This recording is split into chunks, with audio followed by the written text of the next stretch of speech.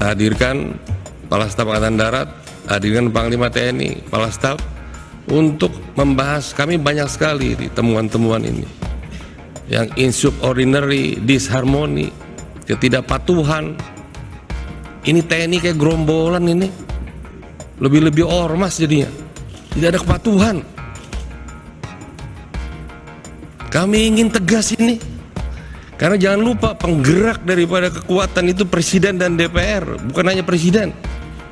Tanpa persetujuan DPR tidak bisa Presiden menggerakkan TNI. TNI hanya alat, hanya instrumen. Bapak-bapak sebagai jenderal itu hanya nahkoda sesaat, tapi selamatkan TNI-nya. Ini semua fraksi prihatin. Ada apa? Ketidakpatuhan si A dengan si B. Ini porak-poranda ini TNI. Saya minta pimpinan, kita jalan terus dengan urusan RKA. Kalau perlu langsung kita setujui, tapi khusus isu-isu aktual, bukan hanya mutilasi. Adanya pembakaran daripada mayat-mayat di Papua yang menjadi tersangka Brigjen I, yang sampai sekarang tidak bisa diproses hukum oleh institusi TNI sendiri. Ada apa pembangkangan ini? Kenapa terjadi pembangkangan di tubuh TNI? Saya kira saya usul malam ini juga kita rapat, ya, terbuka, jangan ada yang ditutupi. Saya tidak ingin berpihak ke siapa-siapa. Ingin penjelasan dari Saudara Jenderal TNI Andika dan penjelasan dari Jenderal TNI Dudung Abdurrahman. Ada apa terjadi disharmoni begini? Ketidakpatuhan. Sampai urusan anak kasat pun gagal masuk Akmil pun menjadi isu. Emangnya kalau anak kasat kenapa? Emang harus masuk? Emang kalau anak presiden harus masuk? Siapa bilang itu? Ketentuan apa? Ini kita harus tegas, Pak. Saya lebih tua dari bapak-bapak semua. Saya berhak bicara di sini. Jangan seperti ini. Kalau ketentuan mengatakan tidak, ya tidak. Tidak ada diskresi. Apa diskresi begitu? Oh, anak ke saya. Kenapa urusannya emang kalau anakmu? Saya tahun 82 juga gagal masuk Akmil karena umur saya tidak cukup 18 tahun. Saya 1 Desember baru berumur 18 tahun. Tapi 1 Agustus itu harus berumur 18, saya tidak bisa masuk. Wah, sekarang udah kolonel Bapak mungkin. Ya, ini nggak bercanda Pak TB, tenang dulu Anda. Ya, ini serius. Ada apa menekan begini?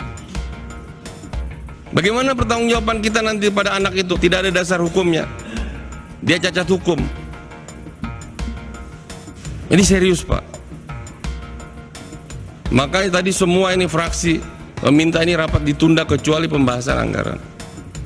Saya usul pimpinan, pembahasan anggaran kita tutup, kita bahas, kita setujui, silakan itu mau tertutup.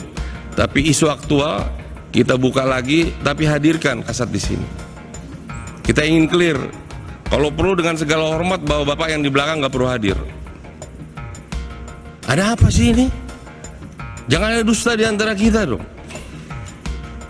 Masa setiap ada panglima, dari ke panglima ke kasat begitu terus? Dari zaman Pak Muldoko ini. Pak Muldoko ke Pak Gatot begini, Pak Gatot ke Pak Hadi begini, Pak Hadi ke Pak Andika begini, Pak Andika ke Pak Dudung begini. Sampai kapan, Pak? Kenapa kalian yang ego begitu? 450.000 tuh tentara, bapak saya pun tentara. Kalian sudah menikmati amanah kok nggak bisa menjaga? Hanya ego-ego begitu saja. Kalian mau manggung jadi capres, jadi cawapres. Saya usul mendingan dihentikan semuanya.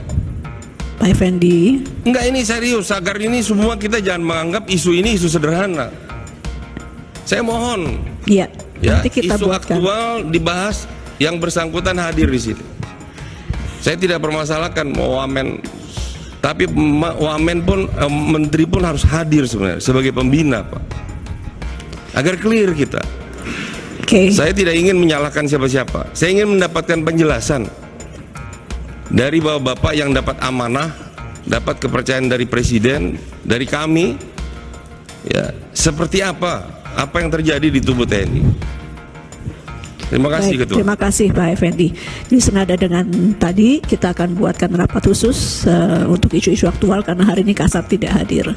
Sayang sih Pak Wakasat, tadinya bisa bareng-bareng, tapi kita terpaksa meluangkan waktu lagi di tengah kesibukan agenda Komisi 1. Tapi tidak apa-apa karena isu ini amat penting.